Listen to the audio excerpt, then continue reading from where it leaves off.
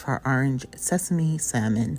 We have our cornstarch, our red pepper flakes, our brown sugar, our hoisin sauce, our olive oil, and sesame oil, our buttermilk, our orange juice, our orange, our ginger paste, garlic paste, our magic salmon seasoning, our orange pepper seasoning, our sesame seeds, as well as our soy sauce, our Himalayan salt, as well as black pepper. First thing I'm going to do is actually zest some of my orange on my salmon. Now, I had froze. Usually it comes off easy because this has been throwing out just a little bit. When you put your lemon or your orange in the freezer, it allows it to slide off easily, your zest. And so I want to have that authentic orange taste, so I am zesting an orange.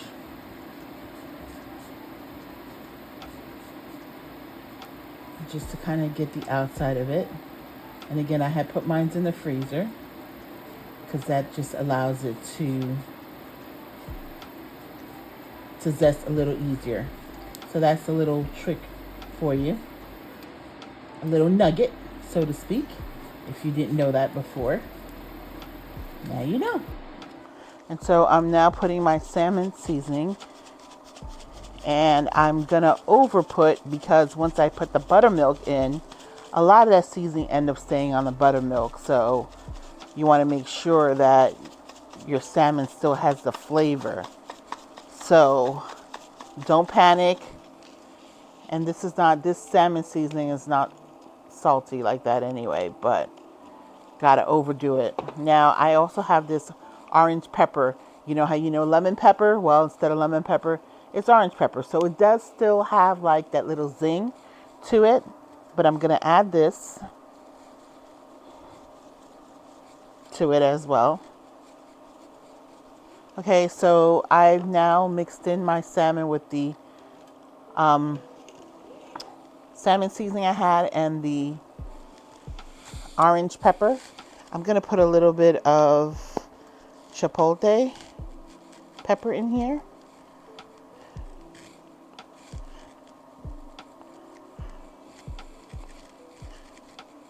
Move this out the way, and I'm going to put the buttermilk in. Now I have a cornstarch here in a bowl, and I put exactly all the seasoning that I put in here. That's exactly what I put inside the cornstarch.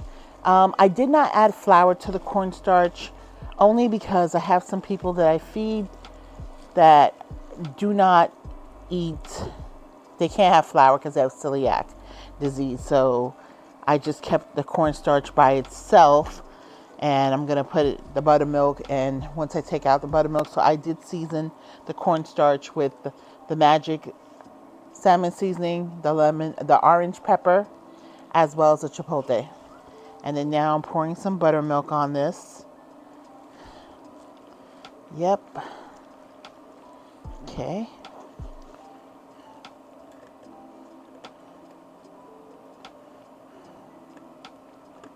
And I'm actually just going to fry in cornstarch, so it's going to be really super light in color, but crispy, because cornstarch makes your stuff crispy. And so the reason that I am putting buttermilk on the salmon is because I actually have like wild salmon. And wild salmon sometimes I feel can be a little tougher than the farm raised salmon. So that's why I put a little buttermilk on it. So see, like most of the seasoning is already adhering on the buttermilk, and that's why you want it to like over season your salmon pieces. Okay. All right. Now, just going to put this in the fridge for an hour. Here's my cornstarch. I'm adding some of the salmon pieces to it. I'm going to shake it up. Now, there's no flour in this cornstarch. I tried to keep it gluten-free because I have some people who have celiac disease. But I did season it with the zest from the orange, the chili chipotle, some salmon seasoning, and some orange pepper seasoning. I did do that. And then I put the buttermilk in it. I mean, not in the buttermilk on the fish.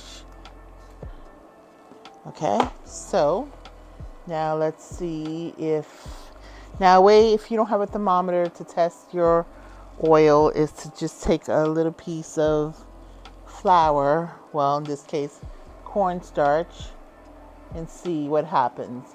Nothing's happening, so that means it's not hot yet. So we wait. Okay, guys, I actually lied. Not intentionally to you guys, but I am actually remarkably surprised at how, with the buttermilk and just the cornstarch, keeping it GF, gluten-free friendly, this is actually not just crispy, but it's actually GBD, golden brown delicious. I'm actually remarkably surprised how it has color. I thought it was going to just be whitish looking, but it actually has beautiful color. So I'm excited about that.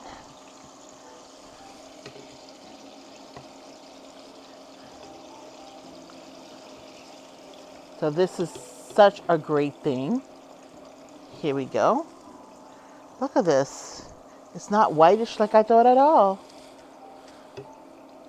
It's nice, GBD, golden brown and delicious. Okay, so I put 3 tablespoons of olive oil in here.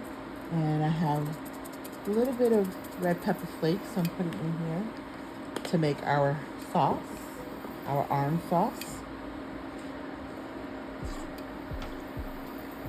Just kind of letting the fragrance of the red pepper go in here. I'm putting the rest of my garlic paste that I have left. Oops. Try to get every bit of it out. Okay.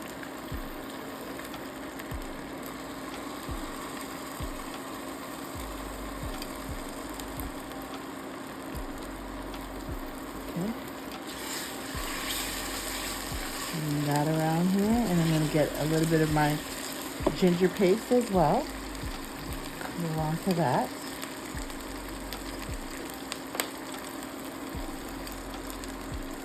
And I was able to get a little under a tablespoon. The garlic paste and the ginger paste, I have about 1 tablespoon. Let me go to 1 tablespoon and a quarter for that.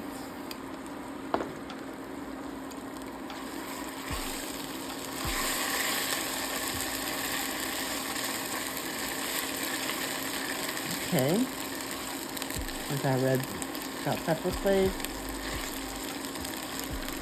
Turn down my heat a little bit. Seems to be popping me. Now I'm going to go ahead and put my orange juice in here. All of it. And that was about 2.5 cups of orange juice I have here. I'm going to add my soy sauce to this. First, I'm going to add a little touch of toasted sesame oil. And when I say a little bit goes a long way. That's it.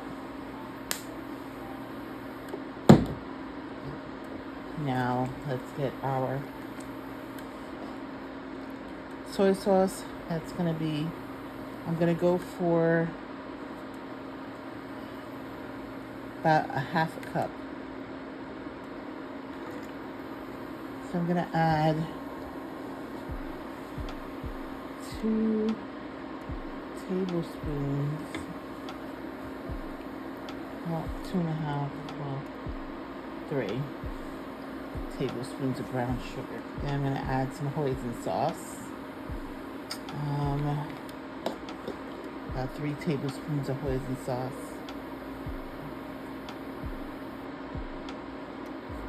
1,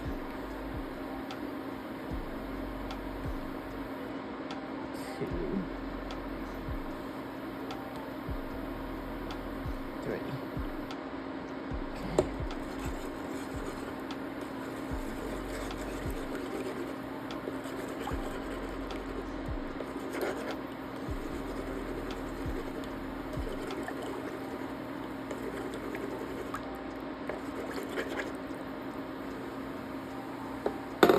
And then I'm gonna get my orange and zest that.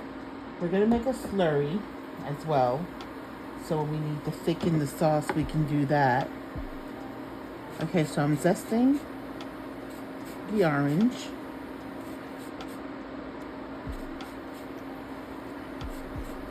So it could be a nice, pungent orange sauce.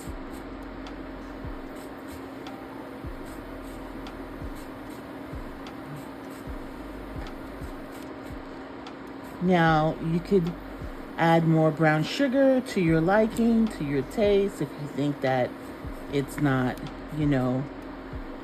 sweet enough, because generally orange chicken is sweet. I did add another 2 tablespoons from the 3 I had, so it's a total of 5 tablespoons.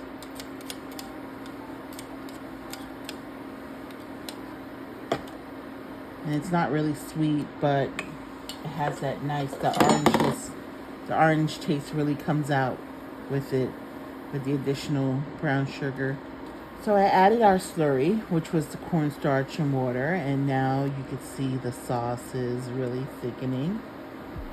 So I'm just gonna allow it to reduce. So I am taking, just put my finger over it because I don't want the seed to fall in. I am squeezing on the orange that I had zest so I can get the natural juice out of there. And I usually like to take the pulp as well and add to the sauce so you can get that real essence. So usually I take like a little bit of the pulp, as much as the pulp that I can get from here, and add it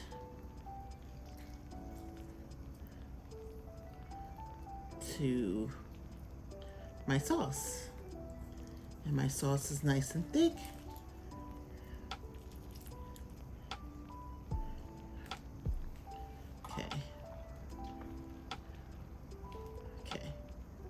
There we go.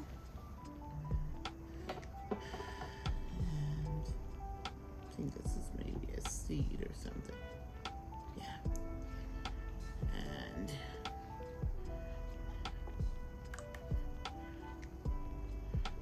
this might help liquefy it just a little bit, but I just love that intense orange flavor. So here is our orange salmon, all done up. I showed you how to make the sauce. You saw how I fried the salmon and added it to the sauce once it was done. And all you need is a side. And so I'm gonna pair mine with rice. You can do brown rice, you can do cauliflower rice, you can do just by itself. You can do some veggies, whatever your taste buds like, and whatever you have at home, because I'm a firm believer is use what you have. So whatever you have at home, you can use that too. So come enjoy this orange salmon with me. Hope you like it. Orange salmon has salmon, vitamins B6, B12, D, omega-3 fatty acids, and potassium. Orange juice and oranges. Well, orange juice has vitamins A, C, folate, and calcium, and orange juice has vitamins B6, C, fiber, folate, and calcium. Has ginger, B3, B6, C, folate, iron, magnesium, phosphorus, potassium, and zinc. and garlic, B6, C, manganese, and selenium, and buttermilk, B12, C, calcium, riboflavin, phosphorus, potassium, and some cornstarch, which has traces of calcium, iron, magnesium, zinc, selenium, phosphorus, copper, manganese, and chlorine. Real facts. 58% of people said food insecurity limits their availability to go to social events. They said they would rather save the money for food. To learn more, you can visit us at jdhcdc.org. Ooh, look at our salmon, our orange salmon. So crispy, so soft inside. We have our orange salmon with rice. Voila! Orange salmon. Yes, you heard me. A play on orange chicken normally, or orange beef. Well, we have orange salmon. Let's taste it together.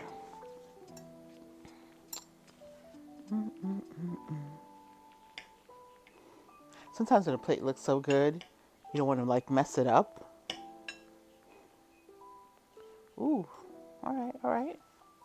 Now I told you this was wild salmon, and wild salmon is a little firmer, more so. It's a lot healthier than the farm raised, but I kind of like the farm raised for the texture because it's a little bit softer and more flexible. But there's more nutrition in wild salmon, and so this is wild salmon. Delicious. Whoa. And putting in that buttermilk to seep in help tenderize it a little bit too, so it's a little softer. It was so good. Wow.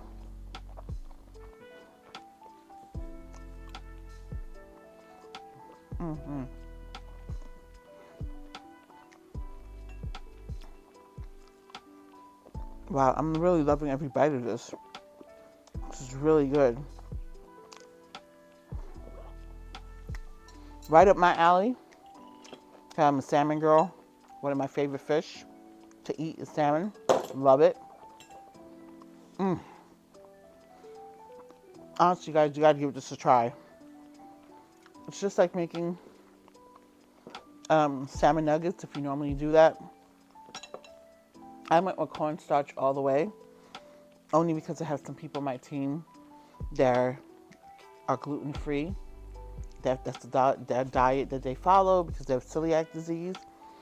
But if you can do panko or whatever and get a nice crunch, and even though this was crispy with just cornstarch, and then you make your sauce, game changer. Here's my call to action. Don't forget to click the like button by giving me a virtual hug. When you do that, it lets myself and my team know that you're enjoying the content we're putting out for you. We want to continue putting out more content for you. So I thank you so much for hanging out with me today. I really do appreciate it. Thank you for watching why I ate virtually, and you can eat this physically if you make this, and comment and let me know how you did it. And if you're new to this channel, I want to say welcome. Well, we welcome you here with open arms and great big hugs. So I want to thank you again for your time. I really do appreciate it. And make this. Let me know how everything went for you. Love you guys so much. And I'll see you in my next video.